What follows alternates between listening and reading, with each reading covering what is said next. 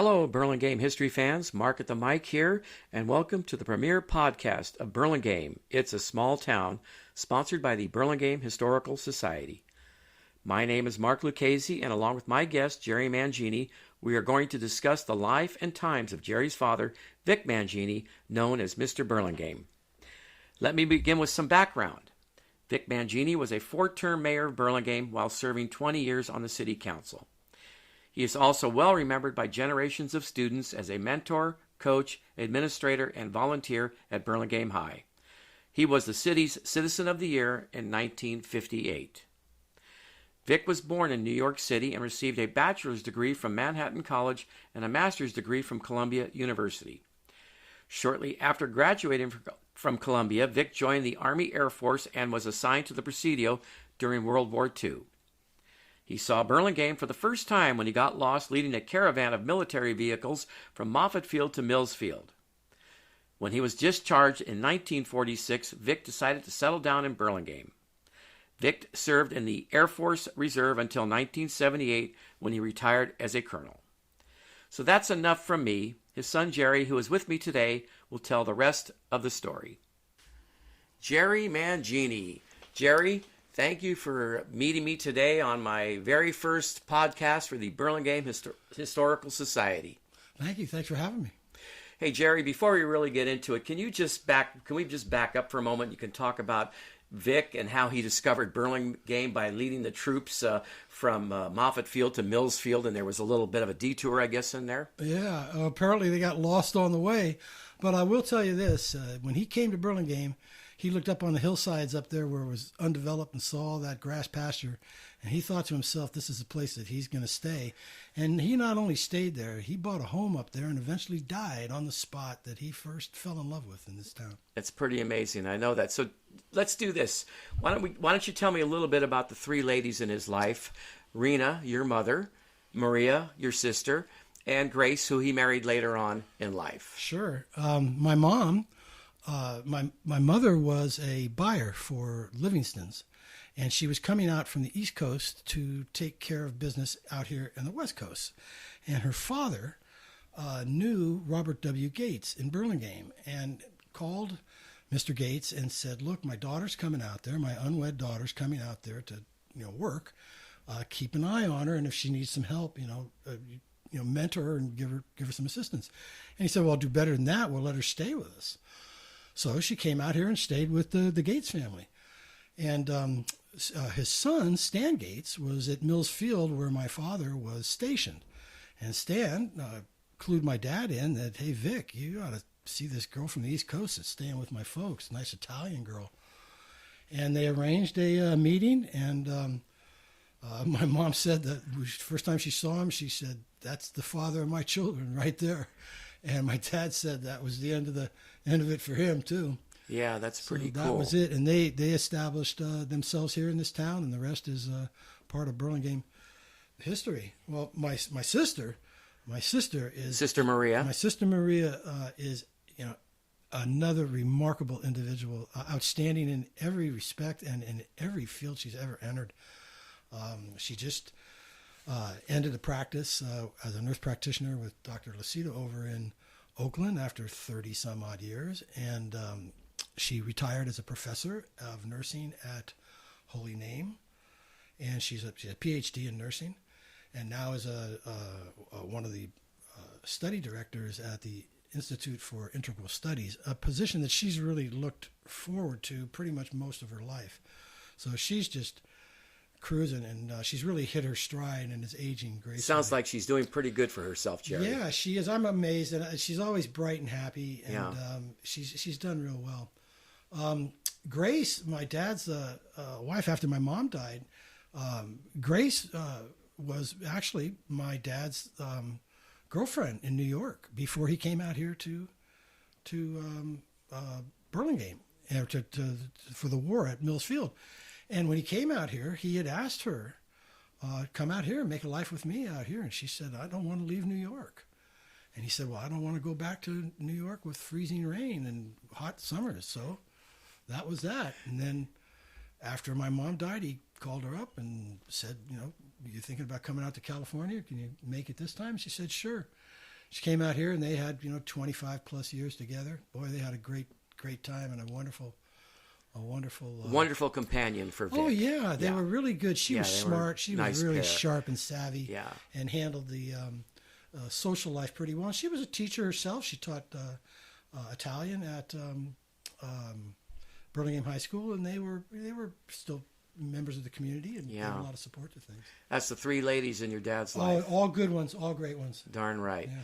So, I mentioned that your dad was 4-time mayor on the city council where he served for 20 years. Can you, the best ballpark for me, can you remember the years that he served on city council? I would say he probably served on city council from 70 to, let's say, 90. Maybe that's a pretty good shot in there. Yeah. He had to finish his term, but he didn't go much past the 90s, I don't think. Yeah. So when he was at Burlingame, he was principal for 32 years, vice principal for 32 years or 30. Pretty much. Yeah. He had gone down there and originally taken a job there, I believe, as an assistant football coach. He was a line coach down there. And after 2 years down there, and teaching history too, they offered him the position of Dean of Men. And he stayed as Dean of Men, and then later vamped to Vice Principal, Dean of Students, and he became Athletic Director and never left. He wore a lot of hats at Burlingame. I remember that. And speaking of a lot of hats, he was also somewhat, and I don't want to say infamous, but he was famous for the great Vic stick. and if I'll just... I didn't go to Burlingame, but I remember all my buddies, they would always talk about Vic Stick Patrol, and it was almost like a badge of courage because they would use it to sort of meet ladies in groups, and they would pretend like they were picking up the debris around the campus, but it would sort of get them an introduction to meeting the girls on campus. So it's a pretty famous stick, the Vic Stick. Well, yeah, the kids at Burlingame had it a lot better than the kids at Sarah. At least at Burlingame, you had a stick to pick up the papers. At Sarah, you had to pick them up with your hands. We had to do it ourselves. Yeah, that is pretty bizarre. At least they didn't make you put it in your sweater and bring it back to them. That's for sure. Yeah, Vic Stick was quite a deal. As a matter of fact, there is, and I confirm this too, Mark, there is a Vic Stick sitting right next to my PG&E meter at my house as we speak. That's funny because, you think of a Vic Stick today, it'd be a deadly weapon. Although I think the Vic Stick should be enshrined with all the trophies and things over at the school because it was really something during that time. Oh, yeah. Yeah. So, your dad's in great company with a few fellas like Tom Brady, Bill Walsh, Barry Bonds, Jesse Freitas. Your dad, and I don't think a lot of people know this, he is a member of the San Mateo County Hall of Fame. Coaching, is that correct? Yeah, coaching. He didn't have any of his playing days or education out here, but he was a coach. He was a coach at Burlingame, and he really, when they got into the Hall of Fame, it was because he had from 46 to 57, he had like 11 championships. Yeah, he had this incredible run in track, wasn't it? Track. Yeah. It's just unbelievable. And reading the things that he had, the number of championships from you figure varsity, B's, C's, and D's, and track was a big thing then. I mean, there's articles in the paper that I gave the entire scrapbook of Burlingame High School to Burlingame High School, where they'd have 1,000 people in the stands for a track meet. And they had big turnouts when there was track tryouts, I think. Yeah, my dad would get 125 guys out for track. Yeah. But that track was a really interesting place, and it had been a lot of fond memories for me about the track. Well, you kind of grew up there, I think, huh? Yeah, I spent, if I wasn't at baseball practice or basketball was generally in the evening, but baseball practice, I was down there at JV football, JV baseball, all the football games, JV and varsity. And the park, there's a great stadium, and it was a lot of fun down there. You better believe it. So how does this sound? This has a great ring to it, I think. 1 Mangini Way. Yeah. The street that runs in front of Burlingame High. Can you tell me when that became 1 Mangini Way? What year was that? I believe in 2001, the city council wanted to do something to honor Dad, and there was some banter about the Esplanade, but there were other people that were involved in that other than Vic, so I think they didn't pursue that. But they asked this district if they could rename the street Mangini Way, and they said no problem, and there it is. It's really cool for me. It's really interesting. I don't know, Jerry. To me, it's nice to have plaques. It's nice to have trophies, newspaper articles. But when you have a street named after you, that's pretty incredible. Well, Mark, I was his son, and I didn't go to Burlingame because I was a discipline problem. And if I would have been there with Vic, Vic wouldn't have been there very long, or I wouldn't have been there very long. That's for sure. The street out there is really nice for me. Oh, of course it is. You're over there, you look up, you see your name. Well, but the thing is that in looking through all of this stuff in his scrapbook, it really was unique. It really was remarkable. And you can't make stuff like this up. No. When he got the Man of the Year at Burlingame's 50th anniversary, they were talking about a party for him at the Burlingame Country Club, and the Advance Star asked, well, how many people do you expect? And they said, well, we think we might have 300. Well, they had closer to 500. Boy. And, just to turn out for this guy. No, it's a great turnout. It was a great honor. It's just wonderful stuff. So, Jerry, while he was at Burlingame, as the vice principal and as the dean of men, are there any notable graduates that stand out? In my mind, there were, when I was conscious of the guys that were down there, the first one that really sticks out in my mind is Eric Van Dillen, who was a world-ranked tennis player. Yeah. One of the best really that there ever was. Wimbledon fame, I know that. Yeah, and he made his name down there as a young junior at the National Junior Hardcourt Tennis Championships, and I think he's still even local. Another guy that comes to my mind is Don Lemby. Don Lemby was a student leader, an athlete, and he made his life in Burlingame, married his high school sweetheart, and had a life of public service. And I think Don was also a council person. Oh, yeah. And a mayor as well here in Burlingame. Yes, he was. Another tremendous story in my eyes is Richard Cullinan. He has, Richard, it's how far a man goes. Really is a measure of his greatness, and Richard has really done it. He became the mayor of Cotati. I believe he went and got his degree and an advanced degree, and has given a life of public service. So he's a former mayor of but of Cotati. Of Cotati. Wow. And I was just I was amazed. That really made it to me. I saw this letter from Mrs. Cullinan, who had 5 boys. That all went to school at Burlingame, and it was just such a warm letter of how Vic had a real effect, a real integral part in helping those kids become the men they are, and I think that's really cool. Other guys that stand out in my mind, another local guy, Ronnie Santero, an absolute class guy. The Pizza King. The Pizza King, just another great community Village Host service Pizzas, guy. Absolutely. Yeah. Hank Sauer, probably one of the best athletes ever to come out of Burlingame, but not only that, a good community man. And Yes, he is. A good father and husband and a Yeah. longtime Burlingame resident. Always a class guy. Never seen anything but first class. No, Hank's number one. Another one that stands out to me, if those of you who are Grateful Dead fans, David Gans is a Burlingame graduate. He's the man who started the Grateful Dead Hour and hosts the Grateful Dead radio show on Sirius XM. So that must have been in the mid-'60s? 66, 67. Yeah. The time that they were there, yeah. All that, the anti-war movement, the Summer of Love. Speaking of that, those are pretty, I guess you would call them turbulent times, of course.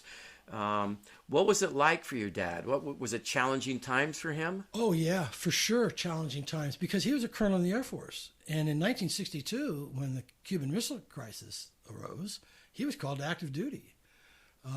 And also, there was a time where he was offered, because of his background, his education and his background and community service, that he was offered a position with the United States Air Force back in Alabama that he discussed with my mom and with us, with my sister and I, and he didn't accept it. He didn't take it, which I would think if the biggest disappointment in his life is that he didn't get a star, that he was just a colonel. He would have liked to have been referred to as general manager. Yeah, well, I think just a colonel is just fine. Okay? You know, he was a draftee that made it all the way to colonel, and that is rare in the United States military. Yeah, man. So how about some can you give me a couple of quotes, notable, things that you remember, things he liked to say? I'll give you a couple of them. Not much is expected of you, so there won't be much disappointment. Yeah, that's a good one. Another one, only participate to excel. As another, I think that was... Only participate to excel. To excel, yeah. Don't BS me. I invented BS.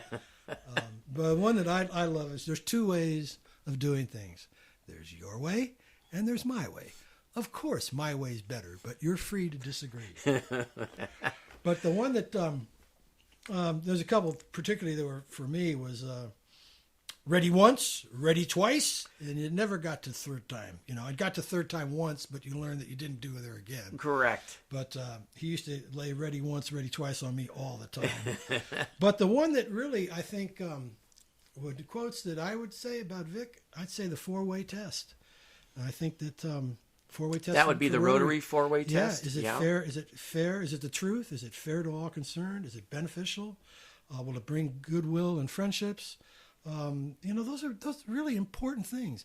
Really, really and important. Vic lived his life that way, Jerry. Rotary was dear to him. That's how you get a street named after you. Okay. Yeah. That's how it works. So, can you give me a memory of your dad? Probably one of your fondest memories.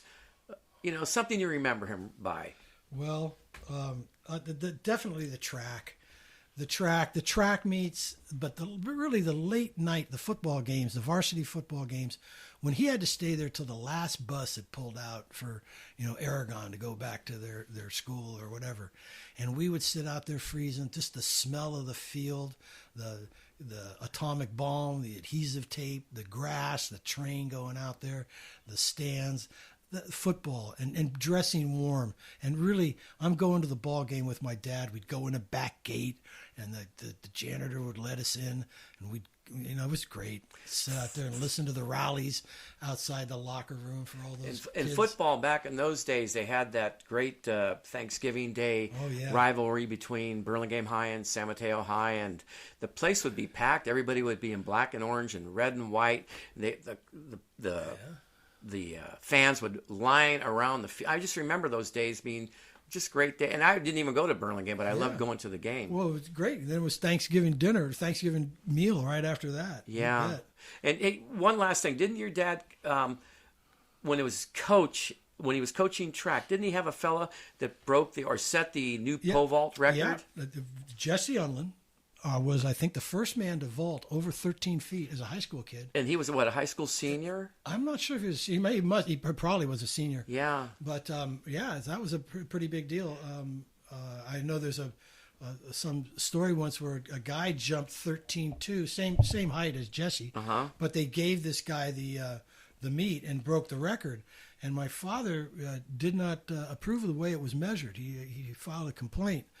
Some people said it was sour grapes on Vic's part that his record was broken, but he figured he disagreed with the way it was measured, but he didn't pursue it. Yeah, so he just let it go at that. Yeah, he didn't have.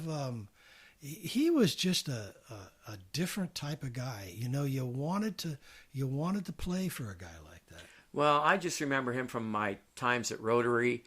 We'd always have a few words with each other, and then he would always as I was getting ready to walk away, he'd always say to me, "Hey, say hello to your brother Paul for me. Say hello to your brother Paul." That's another. That meant a lot to me. It meant a lot to my brother too. Well, Paul's another great Burlingame graduate. Another line of really good baseball players that have come out of Burlingame. I believe Burlingame just won a CCS title. They did. They had a major upset over the weekend. I think they beat Santa basketball. Cruz. And they won the D3. Go Panthers. Yeah, go Panthers.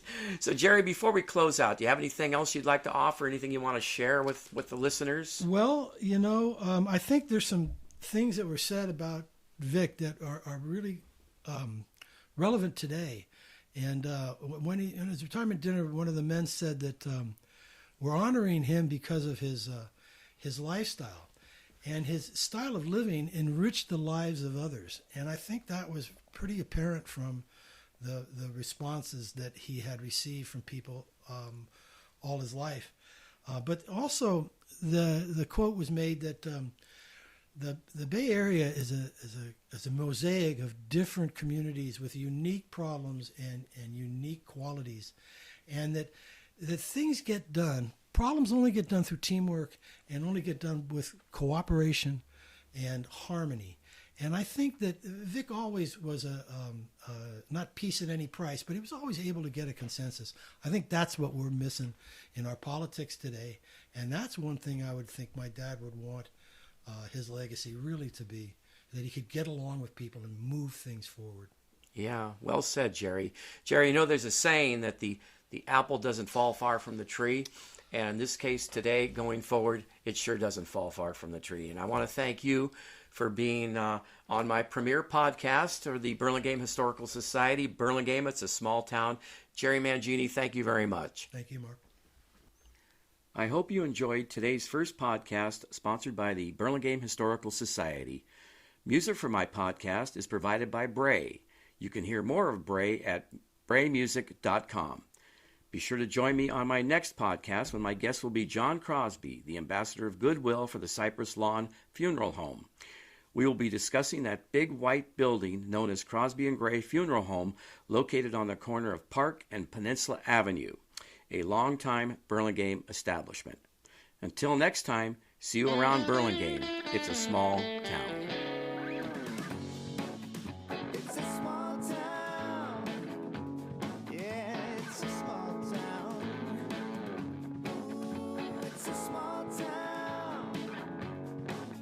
Just remember